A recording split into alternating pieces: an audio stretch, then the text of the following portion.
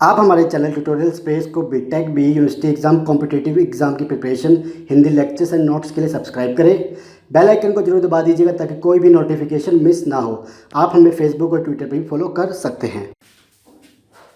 Hello friends, दोस्तों आज हम वेन डायग्राम्स के अंदर मैं ये 16 क्वेश्चन लेके आया हूँ जो मेनली हमारे बीटेक में गेट में पूछे जाते हैं। तो आज जितने भी कंफ्यूजन है वो दूर करेंगे और साथ ही साथ आप इन्हें सॉल्व करना, खुद देखना कि आपको ये वेन डायग्राम कितना समझ में आया है, क्योंकि इससे रिलेटेड और आपके क्वेश्चन बने काफी सिंपल ही होंगे, बट जितने बन सकते थे मैं बेसिकली सारे के सारे लेके आया हूं। तो चलिए इन्हें सॉल्व करते बिना टाइम वेस्ट किए।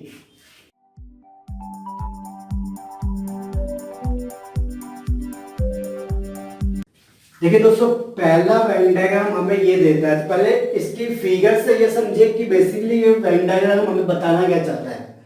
हमारे पास एक सेट है ए, ठीक है, और एक सेट है बी, ठीक है जी। अब इसके अंदर में क्या डाला कि ए को हमने डाल दिया बी के अंदर। अब हमें ये बताना है कि बेसिकली ये क्या रिप्रेजेंट कर रहा है। तो देखिए, ऐसा कोई सेट जो किसी सेट के अंदर चला जाए, मतलब क्या हुआ कि ए सेट के एलिमेंट जितने के जितने भी है वो सारे हमारे बी में एग्जिस्ट करते हैं। तो ऐसे सेट को आप खुद सोचिए क्या कहते हैं, जिसके सारे के सारे एलिमेंट दूसरे सेट में हो उसे हम कहते हैं सबसेट। तो यहाँ पे हम क्या लिखेंगे कि A is a subset of B, ठीक है। तो पहले का आंसर हो गया हमारा A is a subset of B. अब दूसरे के अंदर आते हैं, वो क्या कहता है, देखिए ये मैंने ले लिया यूनिवर्सल सेट के अंदर दो सेट लिए ए और बी। अब हमें इसमें क्या देखना है कि ये सेट हमें क्या देना है, क्या ऑपरेशन बता रहा है। यहाँ पे देखिए कि ए कोई शेडेड रीजन नहीं है, बी में भी कोई शेडेड रीजन नहीं है, बाहर भी कोई शेडेड रीजन नहीं है। जब कोई शेडेड रीजन ही नहीं होगा तो हम क्या कहेंगे यहाँ पे कि ये सेट है मेरा फाई, ठीक है ना। शेडेड रीजन की तो बात ही नहीं हो रही यहाँ पे। अब आता है यहाँ पे हम बात करते हैं कि इसको हम दूसरे वे में देखेंगे आगे जाके, जब हमारे पास एग्जाम्पल आएगा कि ये एग्जैक्टली क्या है। अब देखिए तीसरा सेट हमें क्या कहता है कि इस वेन डायग्राम में कि ये एक सेट है और बी एक सेट है, ठीक है।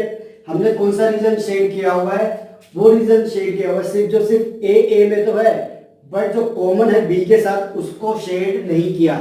ऐसे रीजन को क्या कहते हैं, आपको ध्यान हो कि हमने एक बार किया था कि वो रीजन या वो एरिया या वो एलिमेंट जो सिर्फ एक सेट में तो एग्जिस्ट करते हो बट जो दूसरे के अंदर कॉमन हमें वो नहीं लेने। तो ऐसे में हम क्या कहते हैं, ये होगा हमारा ए माइनस में बी। ए सेट के वो एलिमेंट जो ए में तो है बट वो बी में नहीं है, तो हम क्या लेंगे, सिर्फ ए के वो एलिमेंट, ठीक है। कॉमन एलिमेंट को यहाँ पे हम नहीं लेते। चौथा हमारे पास आता है कि तीन सेट ऐसे दिए हुए हैं और हमें बाहर वाला एरिया शेड कर रखा है। तो ऐसे में ये बताना है कि ये एग्जैक्टली क्या कह रहा है, क्या रीजन है हमारा। देखिए बाहर वाला रीजन क्या होगा, जब ये हमारे सेट है तो बाहर वाले कौन से सेट होंगे, इनके कॉम्प्लीमेंट।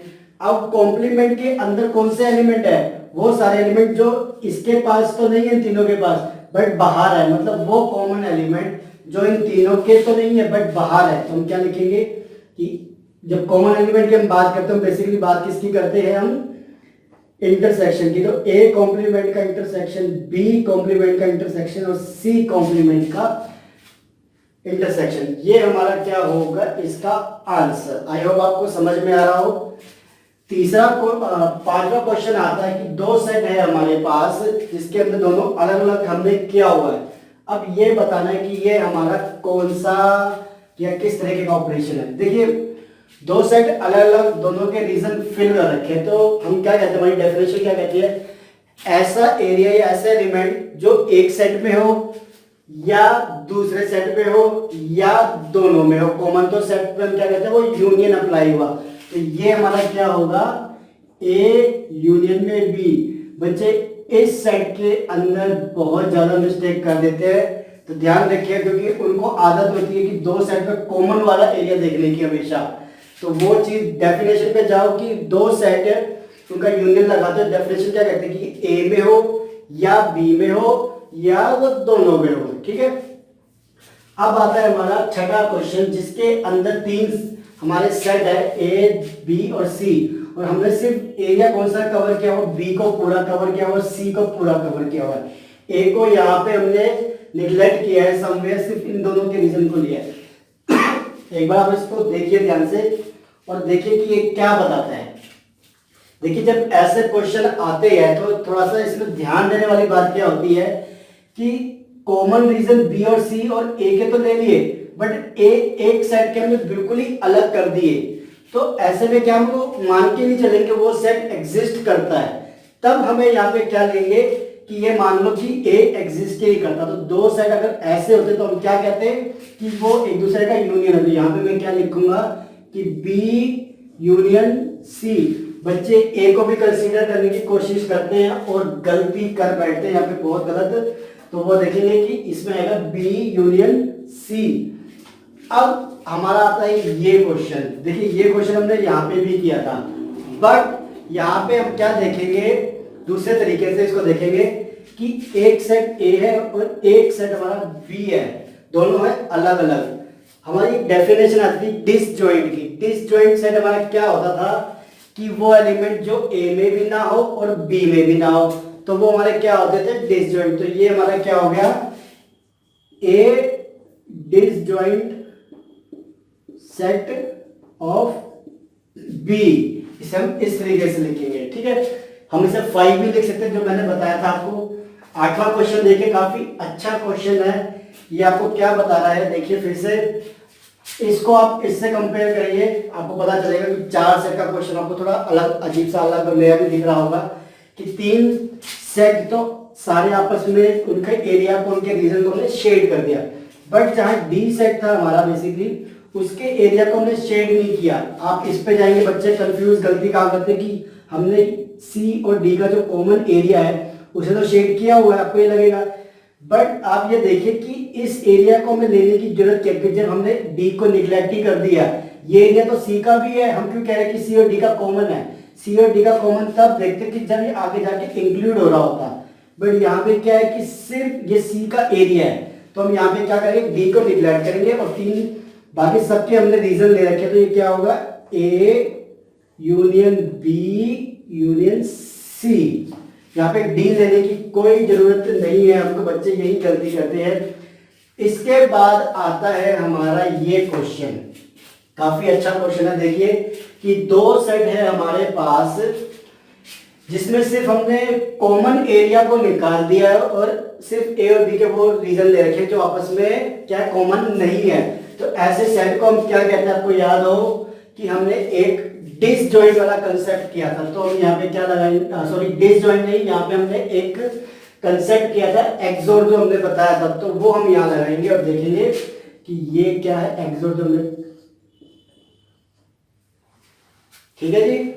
अब आता है हमारा 8, 9, 10वां नंबर। 10वां नंबर में देखिए 3 सेट है हमारे पास और इसके अंदर हमने क्या लिया हुआ है, देखिए 3 सेट में सिर्फ हमने कॉमन रीजन लिया है वो जो ए का है और सी का है।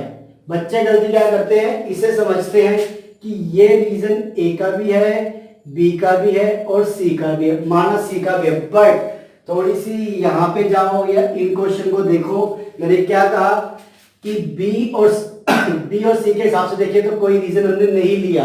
ये रीजन कॉमन सिर्फ किस किस का देखेंगे हम, किस किस का है, ए और सी का कॉमन रीजन एग्जैक्टली देखा जाए तो, ठीक है। तो हम इसे क्या कहेंगे, ये है हमारा ए इंटरसेक्शन में सी। बच्चे यहाँ बी भी लगा लेते हैं, यही सबसे बड़ी गलती करते हैं। अब हमारे पास आता है क्वेश्चन नंबर 11 के अंदर हम देखेंगे कि हमारे पास 2 सेट है और हमने बाहर का रीजन शेड किया हुआ है। तो ये बाहर का रीजन जो शेड किया हुआ है, एक बार देखिए आप, ये एग्जैक्टली क्या बताता है वो हमें देखना है। देखिए बाहर का रीजन है क्या, पहले आप ये देखिए, ये रीजन वो रीजन है जो ए के अंदर भी नहीं है और बी के अंदर भी नहीं है। ऐसा कौन सा रीजन है जो ए सेट के अंदर नहीं है, वो होता है उसका कॉम्प्लीमेंट। सिमिलरली ये बी का भी कॉम्प्लीमेंट हुआ, तो वो एलिमेंट जो ए में भी नहीं है और बी में भी नहीं है, मतलब कॉमन एलिमेंट हम बात कर रहे हैं क्या इसके आंसर की, कि कॉमन एलिमेंट की हम बात करते हैं ए इंटरसेक्शन में बी, बट किसका, इनके कॉम्प्लीमेंट का कॉमन एरिया है, ठीक है ना। तो ये आंसर क्या होगा, A complement intersection B complement. बाद में क्वेश्चन पे थोड़ी नजर मारिए कि दो सेट है और इसके अंदर हमने सिर्फ बी के एरिया को शेड किया हुआ है, जो कॉमन था ए के साथ उसको शेड नहीं किया, या ए के किसी एरिया को शेड नहीं किया। तो ये ऐसा रीजन कौन सा होता है, अगर आपने कुछ पीछे अगर प्रैक्टिस करी हो, देखिए ये तीसरे क्वेश्चन पे जाइए, ये सेम टू सेम है, बस यहाँ पे ए वाला पोर्शन शेड था, वहां पे बी वाला है। तो ये क्या हो जाएगा यहाँ पे बी माइनस में ए, ठीक है, ये एरिया, ये हमारा आंसर होगा बी माइनस में ए, ठीक है जी। अगले पे जाइए, 12 क्वेश्चन के बाद आगे 13वें क्वेश्चन के अंदर हमने क्या किया हुआ है, हमने वो रीजन को शेड किया हुआ है जो बेसिकली ए और बी में, ध्यान से देखिए, में है, सी में है, बट सी में किस हिसाब से है, ना वो ए का पार्ट बन रहा प्रॉपरली कॉम्बिनेशन में, ना वो बी का पार्ट बन रहा।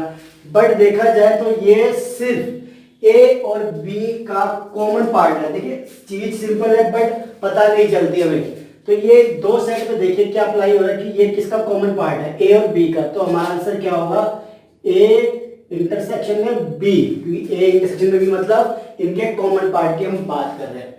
नेक्स्ट क्वेश्चन आता है 14वें क्वेश्चन को थोड़ा सा आपको बिल्कुल ध्यान से देखने की कोशिश है, क्योंकि ये काफी इंपॉर्टेंट क्वेश्चन है ये वाला। ये बहुत बार पूछा गया है और बहुत बार बच्चे इसमें गलती कर बैठते हैं। तो इसको हम देखेंगे कि क्या है। देखिए इसके अंदर क्या है, ये रीजन की बात कर रहे हैं हमसे।